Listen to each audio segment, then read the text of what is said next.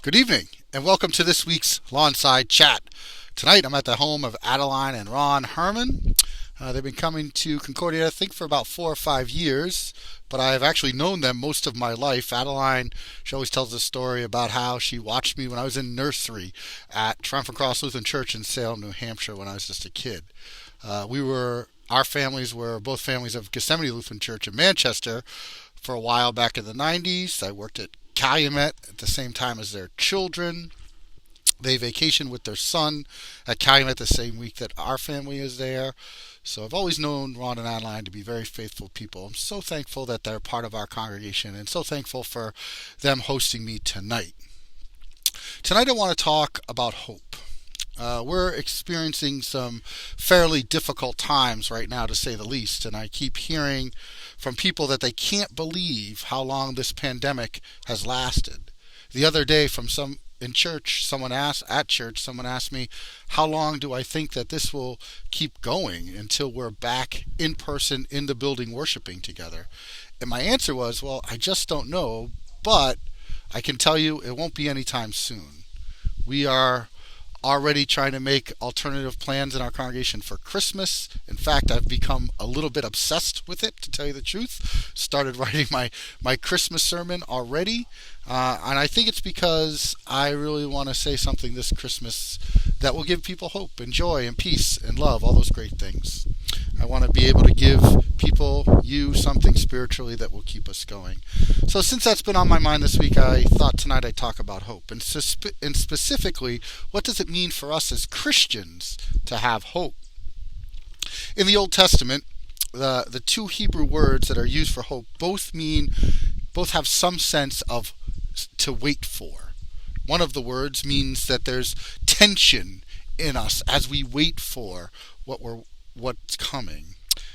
We can see the use of these two words in a couple parts of the Bible. For example, while Noah and the animals were on the ark, Noah hoped or waited for God to bring the floodwaters down.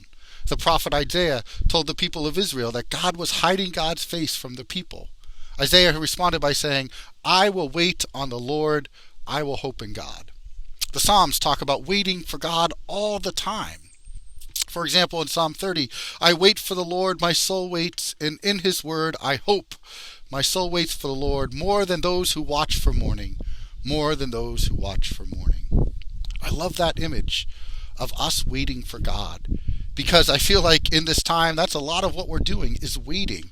Waiting for this pandemic to end, waiting for leaders to step up and give us a word that brings us together, waiting for things to get better. And for us as people of faith, we don't just wait because we have an optimistic outlook. We wait on God. We wait because we have faith in God. We know that God saved Noah and his family. God called Abraham to a new life, brought Israelites out of slavery, established Israel as his people, sent prophets to remind them of God's love and justice. In other words, our hope is centered not in thinking good thoughts, but in our long history in relationship with God. We have hope because of what God has done for us in the past. The prophet Hosea, who lived in a time when Israel was being captured by foreign invaders, told us that hope was a door, that people will live again as they did in the time of the Exodus from Egypt. In other words, God could surprise God's people just like God did in the past. Our hope is always based on what God has done for us, because God's past faithfulness motivates us to have hope for the future.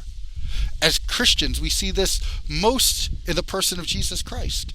God raised Jesus from the dead, did the most miraculous thing in the worst of the time, in the middle of sin and death, on a day when the sky turned dark and when there were earthquakes. God brought light from death, forgiveness from sin, righteousness from injustice. That moment for Christians is where we lay our hope.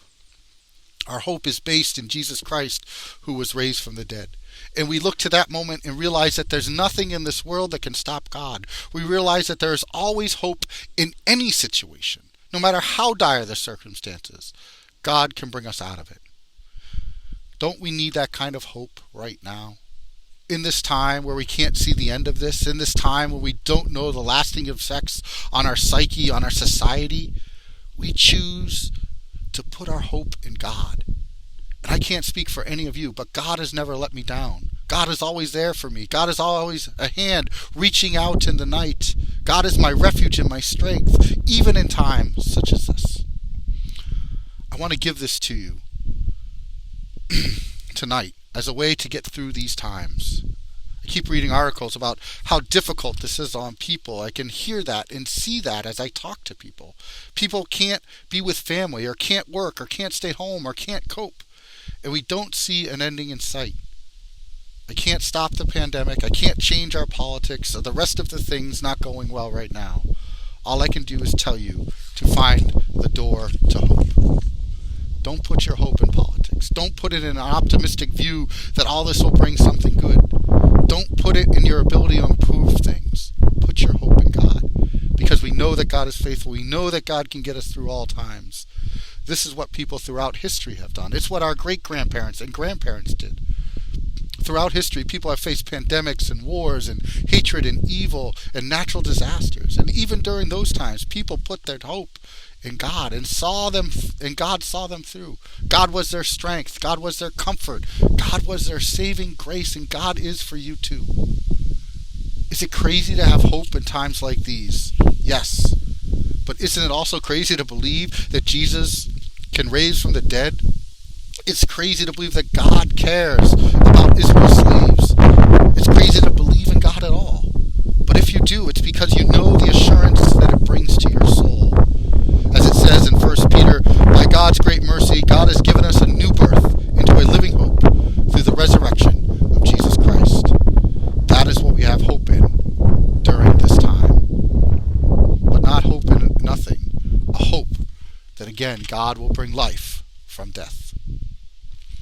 Just some things I've been thinking about this week. I hope it was spiritually helpful to you. Thanks again to Adeline and Ron for having me tonight. Thank you for being here. And until next week, may God continue to bless you and give you peace.